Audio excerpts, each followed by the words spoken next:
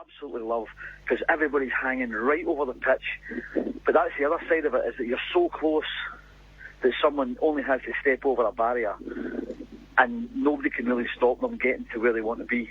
So it's a kind of double-edged sword of the old-fashioned ground against sort of more modern elements of the game that you don't want to see. Bill, it's always been a fierce and bitter rivalry between the two Glaswegian clubs, but can you ever remember, is it worse than you can ever remember? It seems to me, as an outsider this season, it's been malevolent and evil, the rivalry. It's gone beyond, way beyond football. Yeah, the Rangers-Celtic thing has. I mean, Hearts against Celtic now is becoming a very poisonous game as well, as was shown last night. I think what I haven't seen in football is such a force of ill will towards any one man in the game as I've seen towards Neil Lennon. And it's fair to say that Neil, in his dealings with the media and the public in general, can wind people up and can bring some problems on himself, but he doesn't deserve a fraction of the ridiculous behaviour there's been towards him this season, in terms of, from a guy running on the field trying to attack him, to the parcel bombs that have been intercepted and the threats against his family, and it's just abominable. It must be hard. I take your point, Bill. It must be hard, though, not to react when that kind of thing's going on and things happening to your family. You've actually been attacked in the street before, and it must be hard sometimes not to want to let people know how you're feeling. I mean, some people have said today, it's not that he's brought it on himself, of course not, but that he's not helped the situation. But you need some self-control not to react to the kind of things that have been happening to him. Yeah, Neil's a very emotional guy. You only have to watch him on the touchline to see that. I think he's very emotional in his normal life as well. And I've got no doubt that he does. There's a little button that gets pressed with Neil that always makes him say one thing too many. But what I'm saying is, whether or not you think he goes too far, for instance, in the run-up to this Hearts game, he was alluding to the fact that some teams don't try hard enough against Rangers. Well, that, I think, is a despicable thing to say. You can't say that about fellow professionals. And I hope, he's now backtracking and saying that he was taken out of context and misquoted, etc. But too many people reported it the same way for it to be that for me.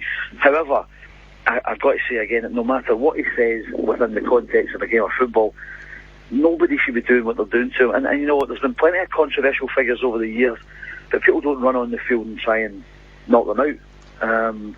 And this guy, I know he's in court this afternoon. You can't imagine. For a split second of stupidity like that, the amount of grief that guy's going to bring on himself in his own life, it's just unthinkable. A very specific charge. He's been charged with breach of the peace and assault, both aggravated by religious prejudice. There's been no attempt to sort of cover up what his reasoning was here. So that is a very specific charge, isn't it, Bill? Well, I obviously don't. That's the first I've heard that, and I don't know who the guy is or what he's done. There's always a saying, I think, in Scottish football, that it's a West of Scotland problem, the sectarianism. But there you are in Edinburgh, on the other side of the country, and there's someone leaping out of the crowd who, if you're telling me, is being charged with religiously motivated assault. It just shows you that that you don't have to come from a specific geographical area to be a halfwit. That's true. What can the SFA do about this? Because, these two teams are destined to play each other minimum 4 times a year, usually 6 times a year. It just seems to be getting worse. Although the rivalry on the pitch is actually quite exciting this season, with only kind of 1 point in it, isn't there? Yeah. At the top of the table. But are they planning to do anything about it? Can they do anything about it? Well, that's what I'm saying.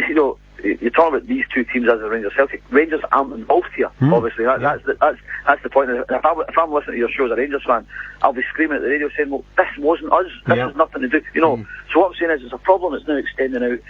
It seems to be a problem towards Neil Lennon from people connected with other clubs. It's not just a Rangers thing. And I think there's a problem that Celtic have to deal with, where I think they have to talk to Neil and they have to rein him in a little bit to say, look, you're under a lot of pressure. You have to take a step back. You have to try and cool off a little bit on what you say, and because he's got to do his bit not to aggravate the situation.